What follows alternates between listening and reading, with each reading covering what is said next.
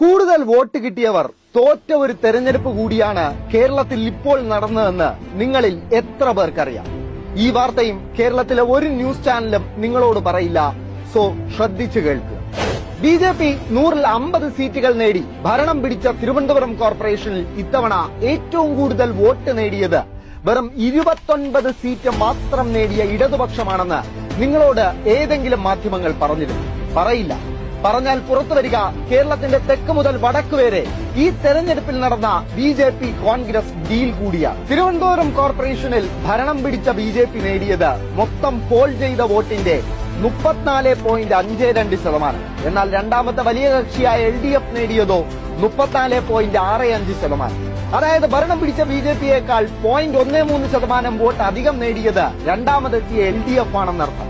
എന്നിട്ടും ബിജെപി 50 സീറ്റുകളുമായി ഭരണത്തിലെത്തിയത് കോൺഗ്രസ് എന്ന പാർട്ടിയുമായി നടത്തിയ വോട്ട് കച്ചവടം ഒന്നുകൊണ്ട് മാത്രമാണ്.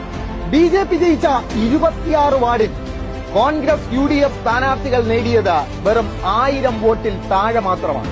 അതായത് കോൺഗ്രസ് ബിജെപിക്ക് 26 സീറ്റുകൾ സമ്മാനിച്ചു എന്നർത്ഥം. തിരിച്ച് ബിജെപിയും സഹായം നൽകി കേട്ടോ. കോൺഗ്രസും UDF വിജയിച്ച 11 സീറ്റുകളിലാണ് ഭരണം പിടിച്ച ബിജെപി വെറും 1000-ൽ താഴെ വോട്ട് മാത്രം സ്വന്തമാക്കിയത്. അതായത് തങ്ങൾക്ക് 26 സീറ്റിൽ വോട്ട് നൽകിയ കോൺഗ്രസിനെ 11 സീറ്റിൽ ബിജെപി സ്വന്തം വോട്ട് സമ്മാനിച്ച് വിജയിച്ചു. ഇനി ഈ കോൺഗ്രസ് ബിജെപി ഡീൽ തിരുവനന്തപുരത്ത് മാത്രമാണോ എന്ന് ചോദിച്ചാൽ അല്ല.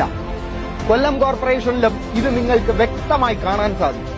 കൊല്ലത്ത് ഏറ്റവും കൂടുതൽ വോട്ട് നേടിയ LDF പരാജയപ്പെട്ടതും ബിജെപി നില മെച്ചപ്പെടുത്തിയതും കോൺഗ്രസ് ഭരണം പിടിച്ചതും ഇതേ പാറ്റേണിൽ തന്നെയാണ്.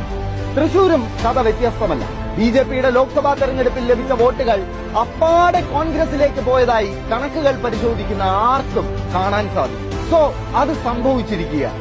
ഇടതുപക്ഷത്തെ താഴെ ഇറക്കാൻ കേരളത്തിൽ കാവിയും കൈപ്പത്തിയും വീണ്ടും ഒന്നിച്ചിരിക്കും.